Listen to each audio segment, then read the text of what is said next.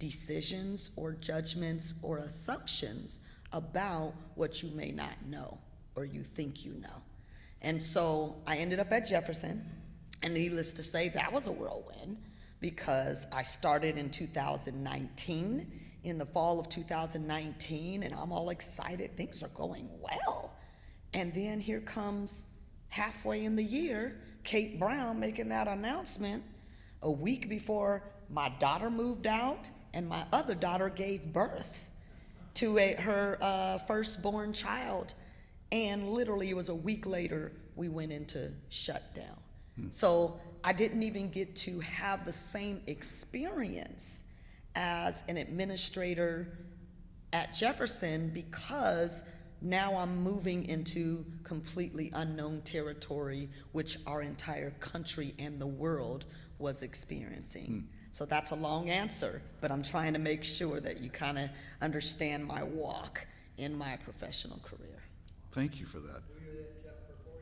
I was at Jefferson for 4 years because this is the year that I now am transitioning to Clackamas High School.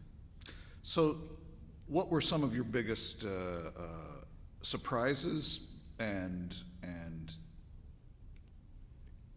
impressions as you started at Jefferson?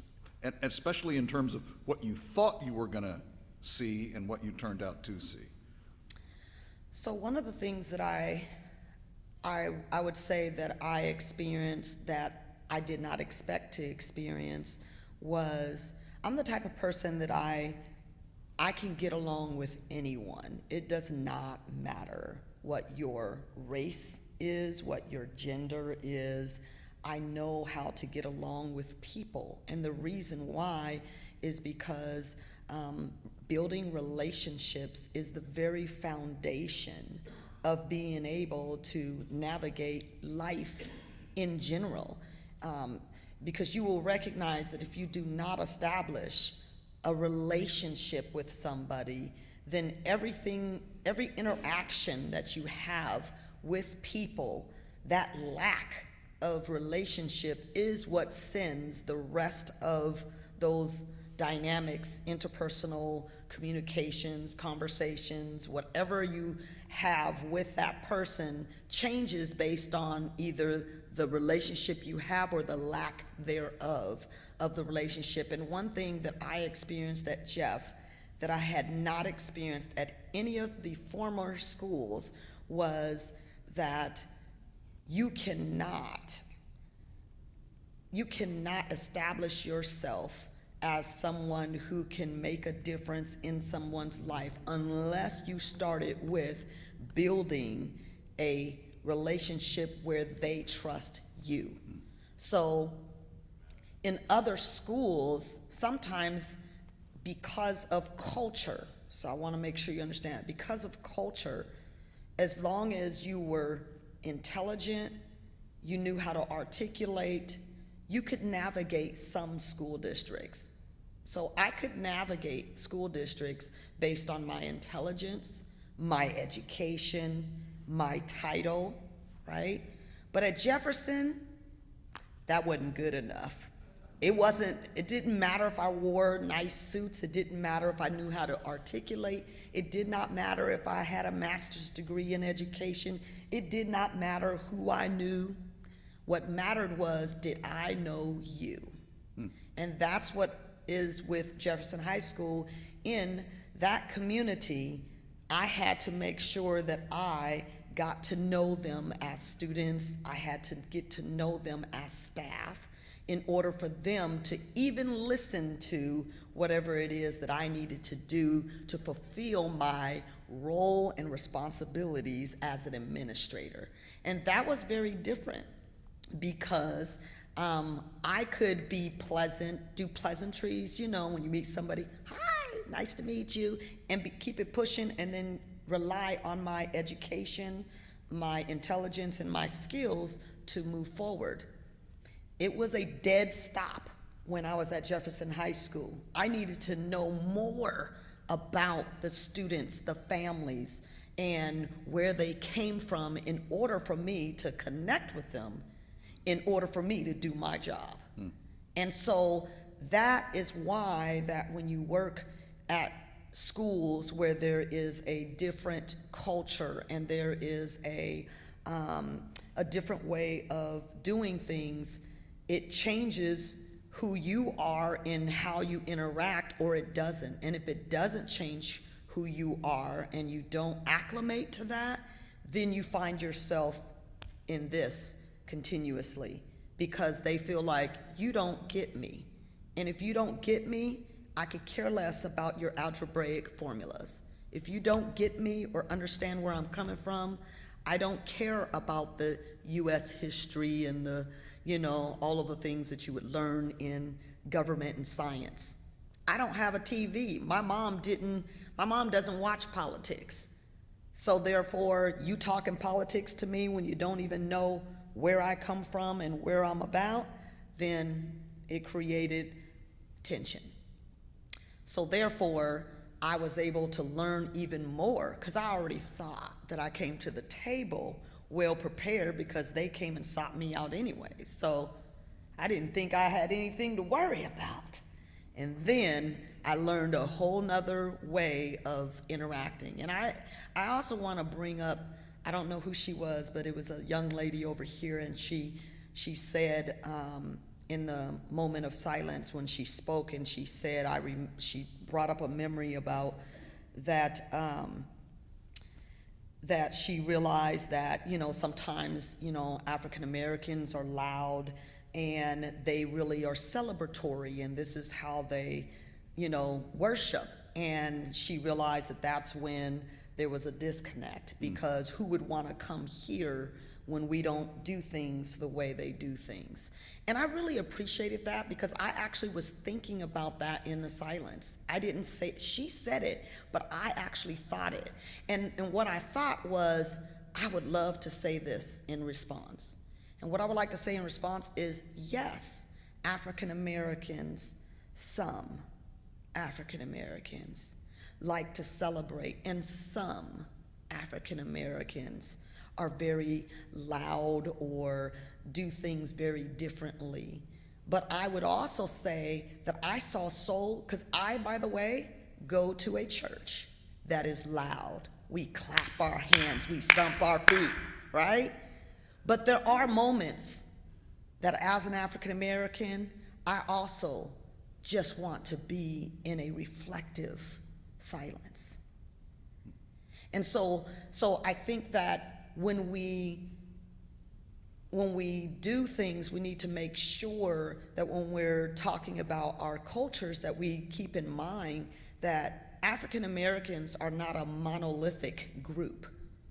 And what that means is, we all don't think the same. We don't all want the same things.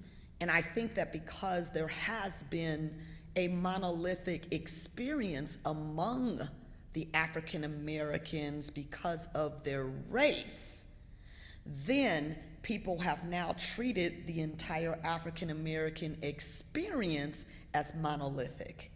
But we are actually very different. So, and in the same respect, I think we also need to keep in mind that white people are not monolithic. They are not all thinking one way. And I think that that's the problem. Both sides are not looking at all sides. And all sides means that we're all different, regardless of our skin color. We're different within the African American community. We have people that are highly educated in the African American community.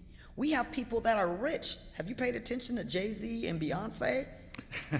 They're multi-billionaires. That doesn't fit the monolithic stereotype of all black people being in poverty. They are against that monolithic idea, right? Same thing with the white people. How many of you got money like Bill Gates? Not everyone, right? Not everyone has Bill Gates money, right? And so if we start to learn how to, because I wish I had some Bill Gates money. But again, we all, regardless of our race, have different ways of navigating our life, our culture, and if we start learning how to, as you stated in you said it's kind of ironic that we're talking about we're getting down to the basics and we're talking about why can't we just have a simple conversation. Well, Glenn Singleton said courageous conversations. We have conversations, but are they courageous? And courageous conversations are about having hard conversations while maintaining respect with whom we are engaging in a conversation with. So I can have a very different opinion from Daniel, but can we talk about it? But not only talk about it and not only listen, because I noticed, like, you know, some things that I noticed about Quaker, the lifestyle Quaker, coming together as a community. African Americans come together as a community. We have more similarities than we have differences. But what tends to stand out to us is always the differences that are very different, right? I'll show you a difference. Nobody knows the trouble I see. Nobody knows the trouble I see. Nobody knows the trouble I see. Glory, hallelujah. That's different in the way I sung that. But the way that young lady played that piano, I was back there going, I was getting lost in the pianist. She was very different the way she played and the way you should have saw her face, because I was watching her face and she was like, ba, ba, ba, ba. And then she went soft. I can't play like her. But it was beautiful. And I think if we learn how to embrace the beauty of the differences, and then in each of our different ways in how we come together and worship, we embed elements of all of those things. Because guess what? There are times when my pastor is hooping and hollering, and the Lord says, boom, you know, and the music's going, but I got a migraine that day and I'm not in the mood. And I'm wishing that he would just talk to us that day, right? And so there are times when he brings guest speakers because they have more of a talking way. I have a nephew, and when he speaks to our congregation, he doesn't hoop and holla. He just speaks, but he brings humor, and our audience loves it. It doesn't mean that they now no longer love my husband. We have to stop seeing things in a black and white world. It is not. I think that's the problem. Everything is this or it's that. You're a Republican or you're a Democrat. It's blue or it's green. It's white and so on. And so the world is not in two colors. And so we don't live our lives in two ways. And so the more we can think individually about my interaction with this one person, not this representative of an entire group. When you see me, see Khandice. See Khandice's experience. Don't see the entire black population, because my experience is definitely not my daughter. Brittany, wave at everybody. Her experience is very different from mine because I raised her differently than how my mother raised me. That's my mom. Wave, mother. So again, we all have different experiences. My mom has a very different story. Matter of fact, I told her story for my interview at Clackamas High School because I wanted them to understand, because they asked me a question about equity. That's the new buzzword in education, talking about equity, right? And we always think that we can package something up and then spoon feed it to people. But really, you cannot package how to navigate racism. There is no one answer, one way to do it, because it's very different depending on the person you're interacting with, depending on their story. My story is not your story. So therefore, my experience is not your experience. Therefore, how I respond is not going to be your response.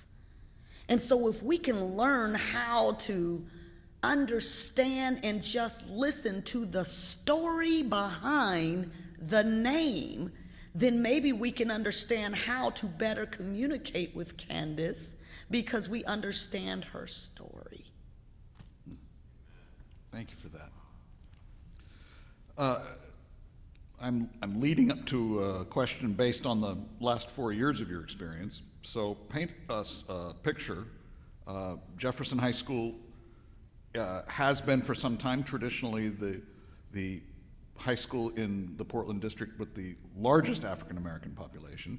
That is still the case and has been the case for some time. Is that correct? I'm glad you asked that. So here's some interesting dynamics. So first of all, let's talk about gentrification and redlining. So gentrification is when you have a community that lives in a particular area, and that area is usually, that community is usually majority of people of color, whether it's majority Hispanic or majority Asian or majority Black. In this instance, it was majority Black. Now, I don't assume that everyone knows the history, so I'm gonna give you a 30-second history of Portland, Oregon. And that history is when Black folks first came to Oregon, they came to Oregon where it was during a time where they said that Black people could only stay in this area. They were not allowed to live anywhere but in North, the inner, I'm gonna call it the inner because the outer was actually a suburb. So the area I live in used to not have any people of color in that area. So I'm gonna say the inner North and Northeast Portland, which is Jefferson all the way down to St. John's area. That was a designated area that our government said they were allowed to live. Why? Because it was not considered an area of worth, value, the land, okay? The houses, the land, it was depreciated. The value of the land and homes were all the way south of that. So the truth of the matter is the families, when they would move here from different places, if they wanted to stay in the state of Oregon, and particularly in Portland, they were designated by the government that this is where you can be, because there was a Van Port flood that was in Vancouver, Washington, where a lot of Black people were living, and when the flood hit, they had nowhere to live. They lost everything, so they all started wanting to come to Portland, Oregon, and they were like, whoa, we don't want all these Black people here. Well, they're coming, what do we do? So then that's when they came up with, okay, we're going to now say, here's the designated area that you're allowed to live in. So you have that going on historically, okay? And so then you couldn't buy homes in the state of Oregon if you were a person of color. It's in your laws, in the state of Oregon laws, that you could not sell to a person of color. And this is not slavery days. The reason why I love to talk about this type stuff is because people get tired of saying, oh, here we go, talking about slavery again. Let's not talk about slavery at all. Plus, Daniel already did a good job. So let's not talk about slavery at all. Let's talk about laws in the 20th century.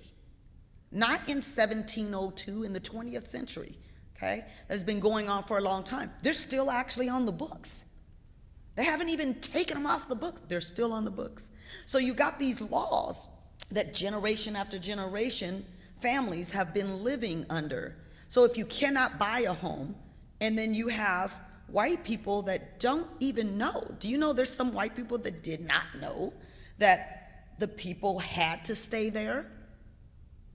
They didn't even know. Because even though it's a law and homeowners that are white, business owners that are white, are all white people business owners? You can just say this or, Are all white people business owners, yes or no? No. No, all right? Are all white people homeowners, yes or no? No. No. So therefore, they're not gonna know all that. But when you are black and you're in this world that you have told that you have to be, you start to also make assumptions about all white people, right? Because all black people have to live in this area. And the white people get to own a house if they want. Even if they didn't, they could go anywhere and buy a house anywhere they want without the law being in place. So therefore, they didn't know, right? And so therefore, then when you get that, what Daniel was talking about, that anger, then that's when you start to realize the anger is because of their experience being very different from your experience and you not knowing the story.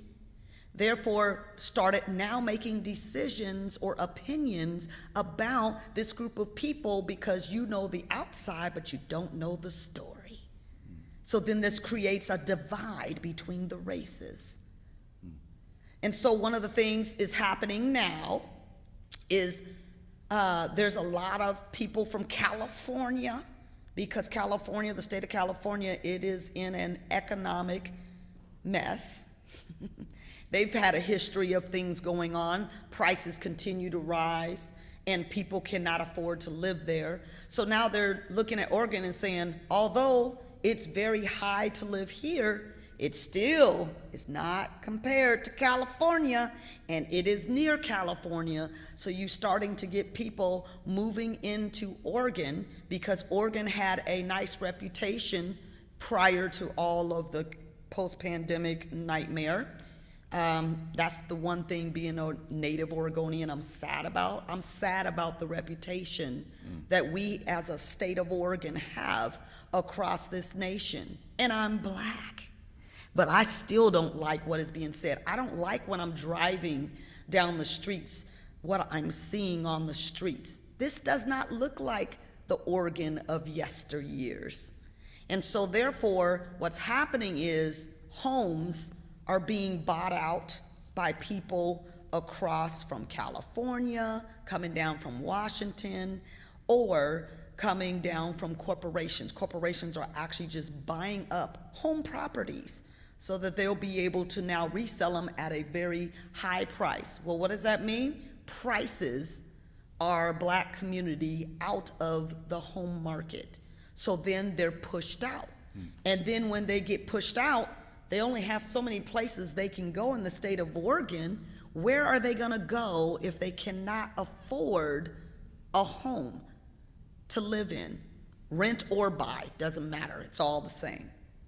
Okay, and so now what we're seeing is a mass exodus in the state of Oregon, specifically around Jefferson High School, okay? Because now what's happening now is Jefferson High School is one of the last schools that has been fighting for years. They've been wanting to shut down Jefferson High School forever. It's been in the news over and over again where they actually wanted to just shut down Jefferson High School and basically close up shop and then just send them all somewhere else. But because the community kept fighting and saying, no, we don't want to shut down Jefferson, then the school district kept coming back and trying to find ways to make it happen. Well, now the demographics, racial and economic demographics are changing in North Portland. So the long answer to your question is, do we have majority minority right now? Yes, but guess what? We went from Jefferson High School being approximately 2,000 students in 1992, around 2,000 students. Guess how many we have in Jefferson High School right now? Somebody guess, just throw out a number. 3,000 what? 1,400. We are down to 550 students in the entire building. Goodness. And the building is the size that can fill about 17 to 2,000 students. So, and it's because, again, resources have not always been pushed in there, so the families have not been supported.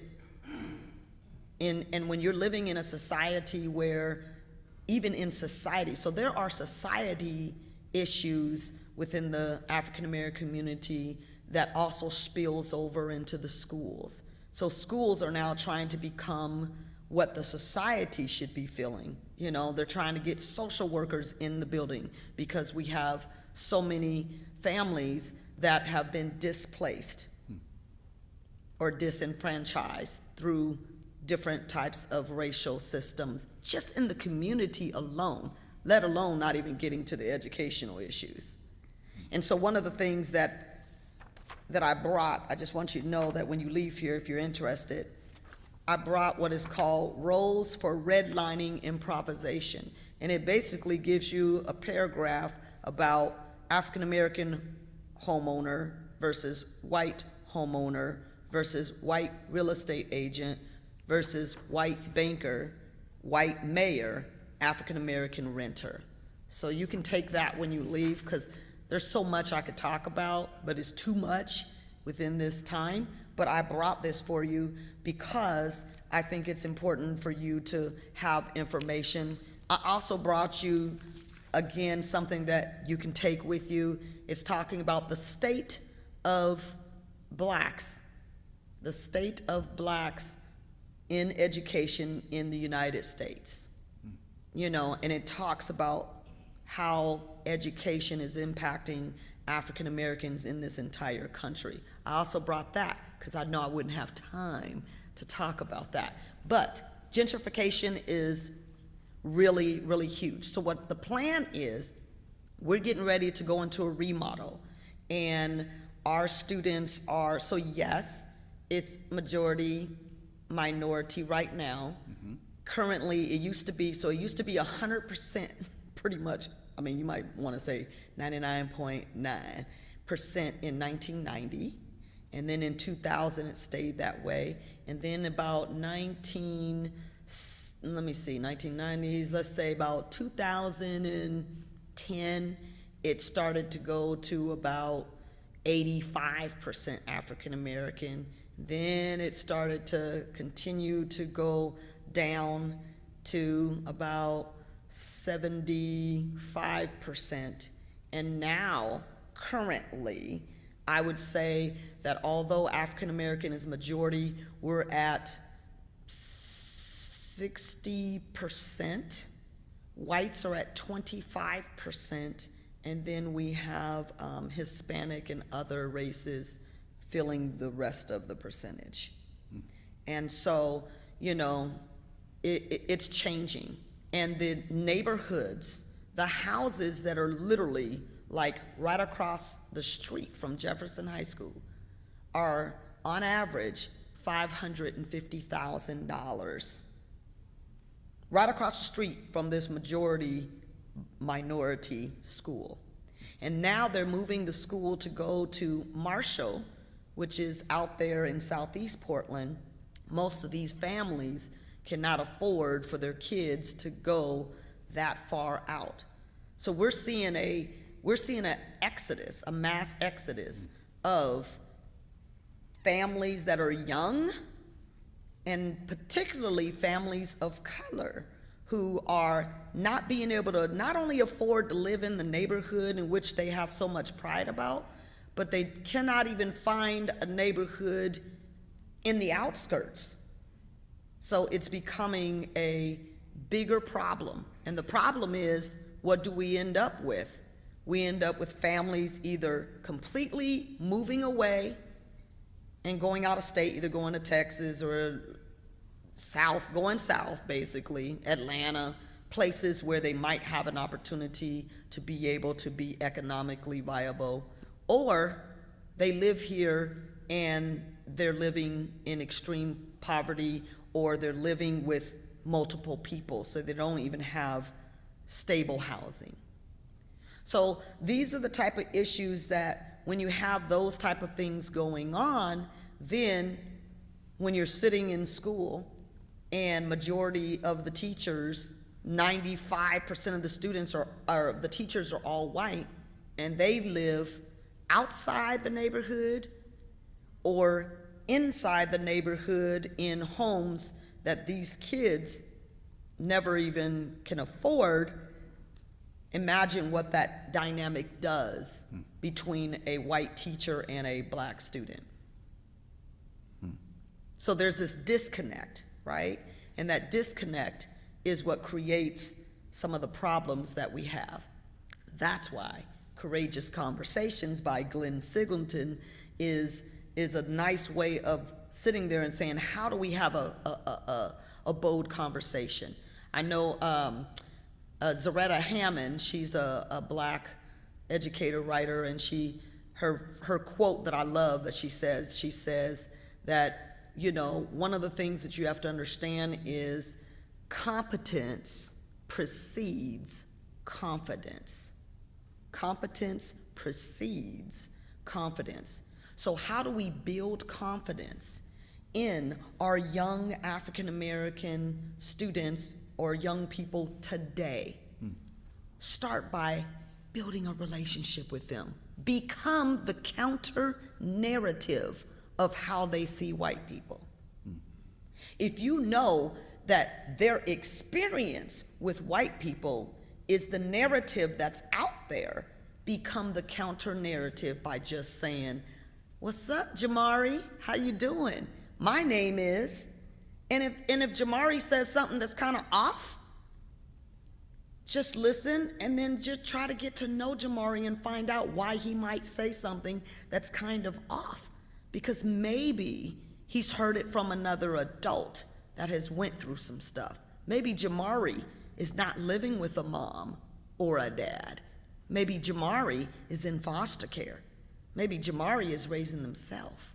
So when you know the story and you put that in context, then you can now start to have a conversation that could lead or blossom to a relationship where you might be able to learn something for yourself that can teach you and grow you as a person, but you can also help them and help teach them so they can learn and grow. So not just saying black people only love to party and be loud, and there's moments where I love silence, as long as the silence is not going to be impacting me in life in a negative way. Silence can be positive or negative depending on what you do with that silence. If silence is your way of retreating into inaction, that is when it hurts me as a woman of color. But if silence is an opportunity for you to reflect and then take that reflection and then make it the image of Christ into action, oh, I love your silence. Thank you for that. Although you've gotten at this question in a number of ways already, the question that we sort of set up for our conversation was to invite you, based on your life experiences, but especially in your teaching career, education career, to just start at this question: what does it mean to be young and black in Portland? What are some of the thoughts that came to mind with that invitation? So one of the things that came to mind when I thought about it, I thought about how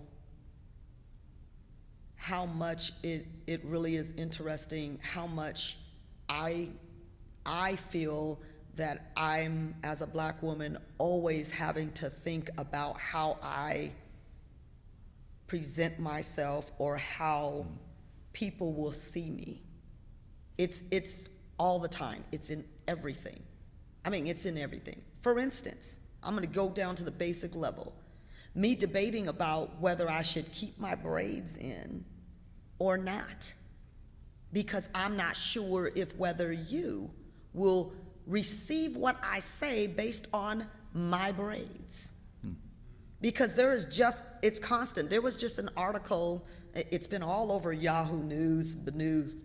There's this African-American young student who's at a high school in Texas, and there was they came up with now this crown policy. I don't know if you know about it. It's a hair crown policy, because so many schools were turning around and telling black males that they need to chop off their locks, Jamaican locks, braids, whatever. And he has these wonderful, they're absolutely fabulous. Whether you like braids or not, they're fabulous.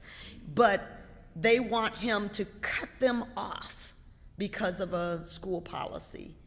And so and there's a history of students saying they can't go to graduation unless they take their braids out.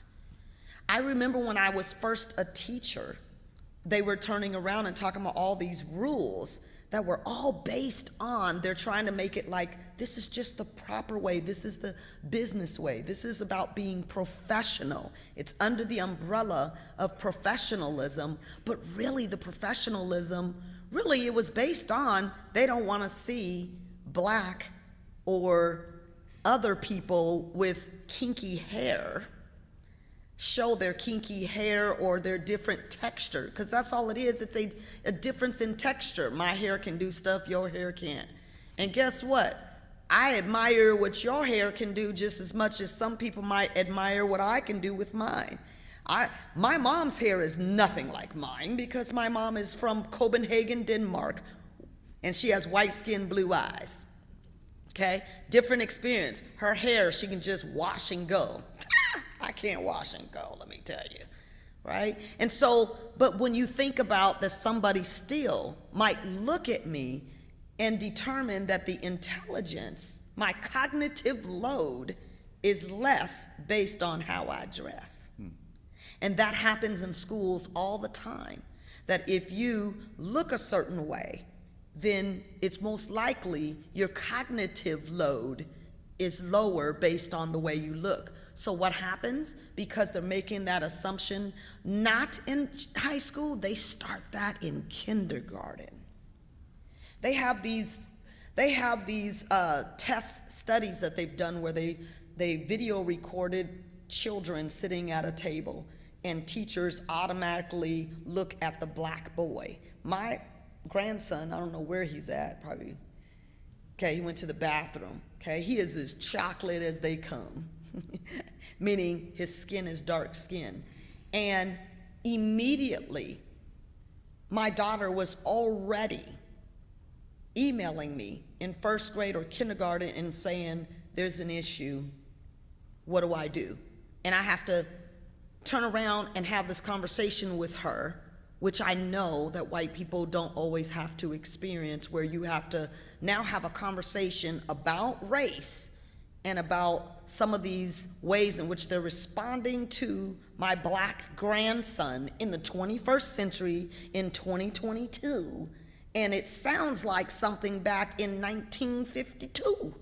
And we're in 2022, and I now, even though I am a principal, I still now have to talk to my own daughter about my grandson in order to help her navigate the low expectations and the assumptions that the white teachers will have about him before he's even opened his mouth.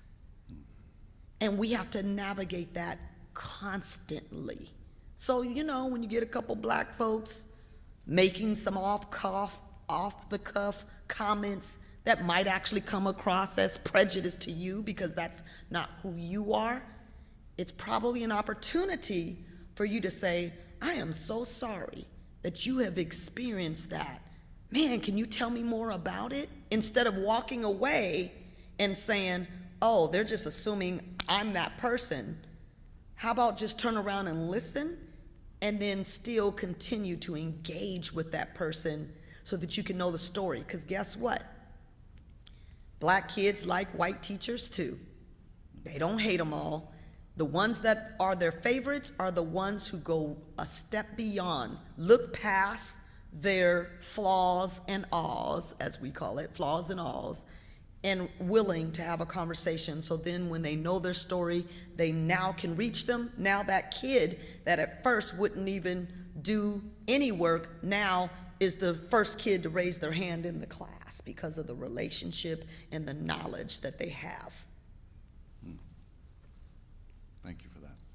Thank you for that. Friends, I'm aware of the hour here, and we promised Khandice, that this would be an hour, but I want to make sure that we have enough time for everyone to come and greet our guest. And let's end by just saying to Khandice and her family, you need to come back. Yes, yes, please. Well, first of all, let me say this. When Mark announced about the picnic, I gotta tell you something really funny. So we just had our church picnic, right? And our picnic was Labor Day weekend. And we had a spaghetti cook-off. And needless to say, one of our contestants, who was my family member, but I'll leave her name out of it, but we had this whole conversation because they didn't say who made the spaghetti and all this stuff, and we had this whole conversation about it's a cook-off. You can't submit a spaghetti that you did not make and then win a prize. That's why it's called a cook-off. It is a competition, and it's between your culinary skills. What are you missing here? So when I saw that whole thing came, because me and my daughter, we all looked at each other like, Thank you, Pastor Mark, for saying it's a competition, and you need to be the one that cooks the meal, because we're looking at your culinary skills. But anyway, I loved it, and then I was like, we should come to their picnic. Absolutely, absolutely. And one last comment, I just want to make this last comment. Somebody said, another young lady talked about, I think it was the lady in the sweater, she was talking about that the word picnic, is actually a negative term, right? And it instantly, when she said that, I got triggered, because me and my husband, we love to watch House Hunters. And they were going through the houses, you know how they say, "Ooh, I love the crown molding," and "Ooh, look at the tray ceiling," and all this stuff. And then the lady said, "And let's now go into the primary bedroom." And I said, and my husband goes, "Primary?" And I said, "You know why, babe? They finally figured it out, that the master suite that we've been calling it for years was based on the master of the slave's home." That's where that term came from. And so when you hear people talk about institutionalized racism, you have to understand that's how deeply rooted it is in our community, that even the various words we use, even black people use those words, and not all black people know that either. Not all black people know. There's black people talking about, "Ooh, I'm gonna get me a master suite," and don't know that it was tied to slavery. But the truth of the matter is, you're never gonna be able to change, this is me, Khandice, my own opinion, you're never gonna be able to change every single word in order to change anything. So if you say master suite, let's not have a heart attack. If you say picnic, because we just had a picnic, don't have a heart attack, because the truth of the matter is, some of that knowledge is based on your education or your understanding. And everybody's not going to be able to look up every single thing, right? Lynchings was because of ropes. I'm still going to use a rope to jump rope, right? So make sure that when we're doing this, again, we're putting it within context, right? A knife can be a weapon, but we still use knives to chop up our vegetables, right? Guns are really, I'm serious, guns are very scary, because our community are constantly dying from gun violence. But it's not the gun itself. And I'm not getting into politics. I'm just saying we have to put things into context. And we have to make sure that, again, at the end of the day, what is your story? And how can I get to know you? And let me make sure that whatever you say, I'm not now saying that's how all black people think. And I'm not saying whatever Daniel said, that's how all Quakers think. Or that's how all white men think. Because at the end of the day, we are all, God made us beautifully. We are wonderfully and beautifully made, unique, right? We are uniquely made. He has counted every hair on our head. So therefore, how dare I assume that when Doug says something about his oatmeal cookies, that I make an assumption that that means that's exactly how Mark makes his oatmeal cookies. We are all beautifully and wonderfully made. So let's just get to know each other one person at a time. And remember, when you come into an interaction with a person of color, no matter what color they are, you might say something dumb, because guess what? I say something dumb as a person of color. But can we move past our mistakes like Christ did for us? And look beyond our faults like Christ did for us, and see our needs and get to know one another. Because we all, honestly, we're more similar than we are different. Why? Because the same God made all of us. Yeah, I think that needs not only applause but a loud amen.